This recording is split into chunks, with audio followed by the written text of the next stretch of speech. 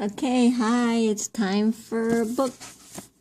This one is from the Read Aloud Classics, and it is entitled Pippi Longstocking. Pippi is a 9-year-old girl living in a large house with only a horse for company. One day, 2 policemen visit her and bring her some alarming news. Chapter 3. Pippi plays tag with some policemen. It soon came to be known throughout the little village that a 9-year-old girl was living all by herself in Villa Vilcula, and all the ladies and gentlemen in the town thought this would never do. All children must have someone to advise them, and all children must go to school to learn the multiplication tables. So the ladies and gentlemen decided that the little girl in the Villa Vilcula must immediately be placed in a children's home. One lovely afternoon, Pippi, who had invited Tommy and Annika over for afternoon coffee and pepparkorka?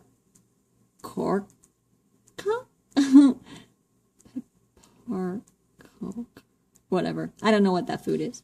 She had spread the party out on the front steps. It was so sunny and beautiful there, and the air was filled with the fragrance of flowers in Pippi's garden. Mr. Nilsson climbed around on the porch railing, and every now and then the horse stuck out his head so that he'd be invited to have a cookie. I guess Mr. Nilsson is the horse. "Oh, isn't it glorious to be alive?" said Pippi, stretching her legs out as far as she could reach. Just at that moment, 2 police officers in full uniform came in through the gate. "Hooray!" said Pippi. "This must be my lucky day, too. Policemen are the best things I know, next to rhubarb pudding." And with her face beaming, she went to meet them. "Is this the girl who moved into Villa Vilcula?" asked one of the policemen. "Quite the contrary," said Pippi. "This is a tiny little auntie who lives on the 3rd floor at the other end of town." She said that only because she wanted to have a little fun with the policemen, but they didn't think it was at all funny. They said that she shouldn't be such a smarty, and then they went on to tell her that some nice people in the town were arranging for her to get put into a children's home. "I already have a place in the children's home," said Pippi. "What?" said the policeman. "Has it been arranged already then? What children's home?" "This one," Pippi said laughingly. "I am a child, and this is my home, and therefore it is a children's home, and I have room enough here, plenty of room." "Dear child," said the policeman, smiling, "you don't understand. You must get into the real children's home and have someone look after you." "Is one allowed to bring horses to your children's home?" asked Pippi. "No, of course not," said the policeman. "That's what I thought," said Pippi. "You'll have to get kids for your children's home somewhere else. I certainly don't intend to move there." "But don't you understand that you must go to school?" "Why?" said Pippi. "To learn things, of course." "What things?" "All sorts," said the policeman. "Lots of useful things. The multiplication tables, for example." "I have got along fine without any multiplication tables for 9 years," said Pippi, "and I guess I'll get along without it from now on, too." "Yes, but just think how embarrassing it will be for you to be so ignorant. Imagine you grow up and somebody asks you what the capital of Portugal is, and you can't answer." "Oh, I can answer all right," said Pippi. "I'll answer like this. If you're so bound and determined to find out what the capital of Portugal is, then for goodness sakes write directly to Portugal and ask them." "Yes, but don't you think that you would be sorry not to know it yourself?"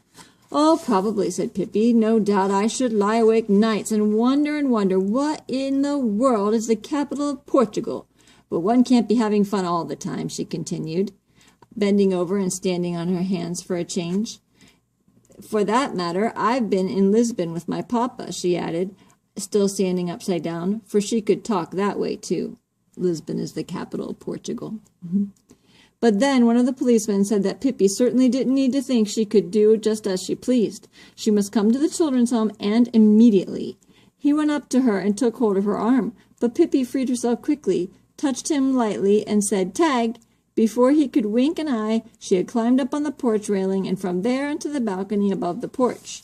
The policemen couldn't quite see themselves getting up the same way, so they rushed into the house and up the stairs, and by the time they had reached the balcony, Pippi was halfway up the roof.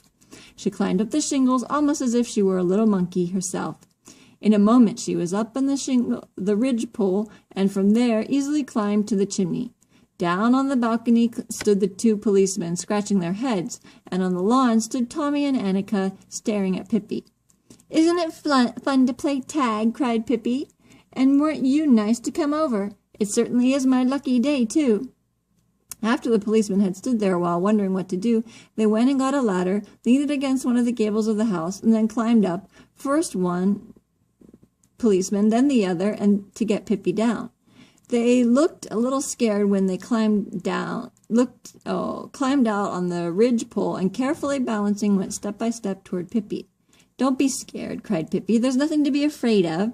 It's just fun." When the policemen were a few steps away from Pippi, down she climbed from the chimney, and screeching and laughing along the ridge pole to the opposite gable. A few feet from the house stood a tree.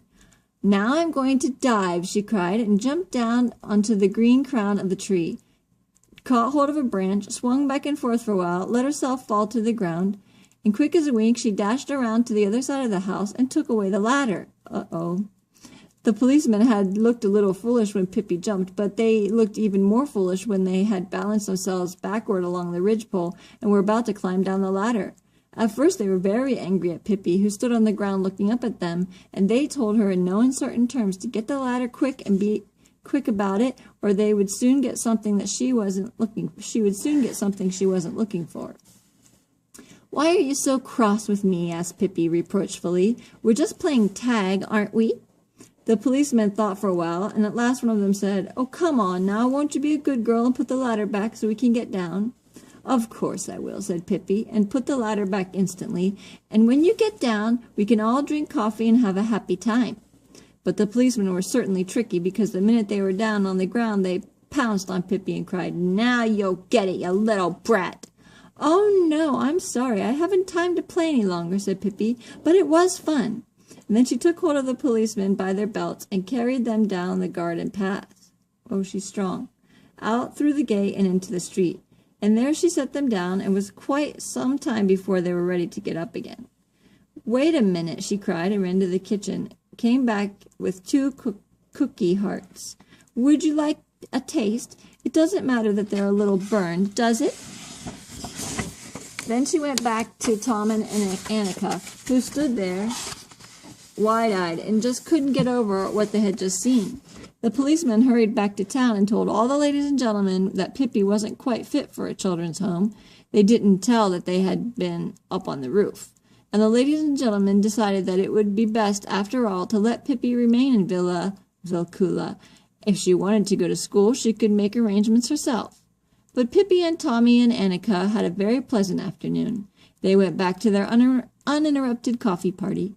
Pippi stuffed herself with 14 cookies, and then she said, "They weren't what I mean by real policemen, no siree.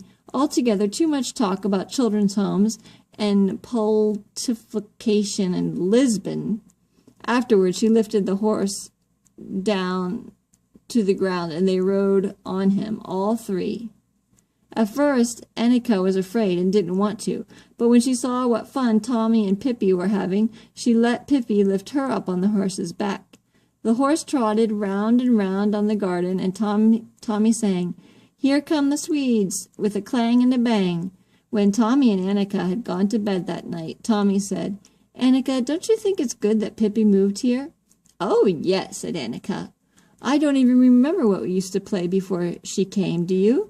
"Oh, sure, we played croquet and things like that," said Annika. "But it's lots more fun with Pippi around, I think, and with horses and things." So is she like super strong, or were those toys that she was playing with? I don't know. But anyway, that's our story for today. Night-night.